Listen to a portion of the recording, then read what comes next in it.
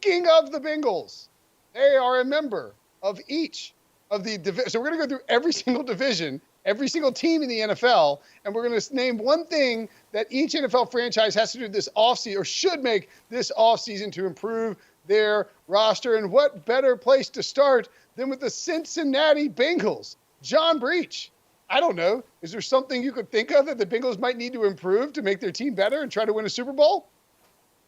Well, you know what, Brinson? You already rubbed the Rams' victory in my face, and anyone who watched 4 seconds of the Super Bowl knows exactly what the Bengals need to do this offseason. They need a new water boy. No, I'm just kidding. They were well hydrated in the Super Bowl. What they need is to upgrade their offensive line, and they need to do it at all costs. We know there are some big free agents out there.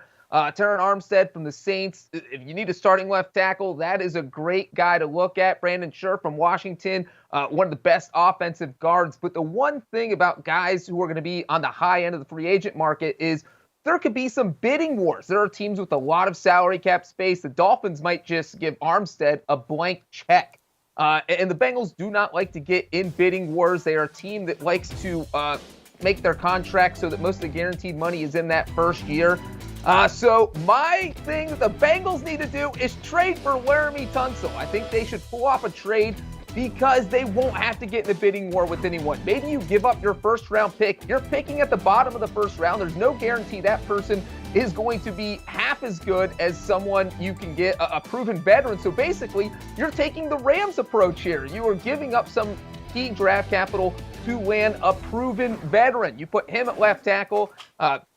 Maybe you move Jonah Williams to guard. Maybe you move him to right tackle. But also, Laramie Tunsil only will hit you with $10 million or so on the salary cap for 2022. So I think pulling off a trade would be a nice move for the Bengals. But whatever they do, they have got to add an offensive lineman or 2 or 3. Maybe the Steelers could have problems with the offensive line, but the quarterback position with no Big Ben could be more important, right, Wilson? Yeah, by the way, I love that producer Noah says 30 to 45 seconds each segment, and Breach spends 4 minutes talking about the Bengals' terrible offensive line. We're going to be able to 6 o'clock, Breach. Let's speed it up. The crying's over with Cincinnati. As for the Steelers, yeah, offensive line is a huge need, a bigger need now that Big Ben is retired. Since 2004, he was the man, and Breach can attest to how many times he made the rest of the AFC North feel pretty bad about themselves. But he's gone. He's waddled off into retirement, for being honest. They need a new quarterback. You could draft one at 20. There'll probably be one there. Kenny Pickett makes some sense. There's the Pitt connection there. But he ain't Big Ben 2.0. And I think what you do is, again, to borrow a page from Breach, borrow a page from Les Snead, you get rid of all these draft picks and you trade for Russ Wilson. He doesn't want to be in Seattle. The problem is that Pittsburgh isn't a big market. It's not a Dallas. It's not a New York City. It's not a South Beach. I get all that. But you can win games right away in that division with that football team, with Mike Tomlin, and you are automatically Super Bowl contenders. If it costs you 3 first-round picks, you give up 3 first-round picks. It's well worth having Russ Wilson for 3 to 5 to 7 more years if you know you're going to 1, 2, maybe more Super Bowls than that.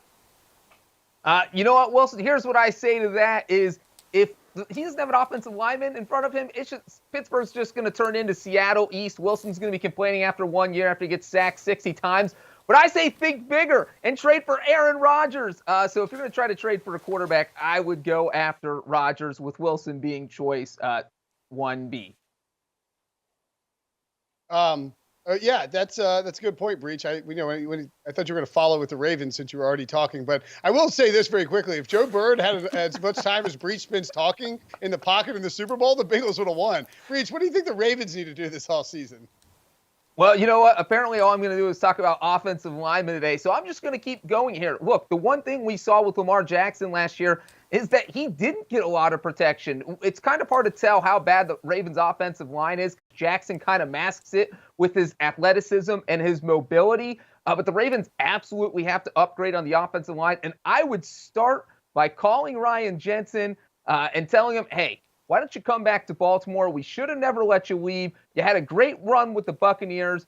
Boom. I think if you're the Ravens, that is where you start. You get a center in there. Their center from last year is going to be a free agent. You bring Bozeman is there from last year. You bring Ryan Jensen back. You make him your starting center. And that is where you start building for your offense in 2022. The Cleveland Browns are, I mean, talk about getting scoop slammed if you're Cleveland. You thought you were sort of taking over the division, and all of a sudden you find yourself down at the bottom now. The Bengals are rising up. The Ravens should bounce back. The Steelers are a contender for these big-name quarterbacks. And meanwhile, the number one pick, Baker Mayfield, that you drafted, who you felt like was a good pick, is a total conundrum. So I know this is sort of a cop-out, but like they just have to figure out Baker Mayfield. And whether that's figure out if they want to go forward with him as a quarterback, figure out if they want to give him a contract, figure out if what he wants financially, or figure out if they want to trade him. I mean, I think there's any number of directions you could go. I still like Baker Mayfield a lot, but it does feel like there's an uneven floor ceiling going on here, and that, Cleveland, for as good as their roster is, maybe shortchanging themselves with Baker a bit. Do you want a sports network that delivers everything that matters about the game? The highlights, the picks, the instant analysis, no yelling, no fake debates, no politics. Hit the subscribe button and never miss a moment.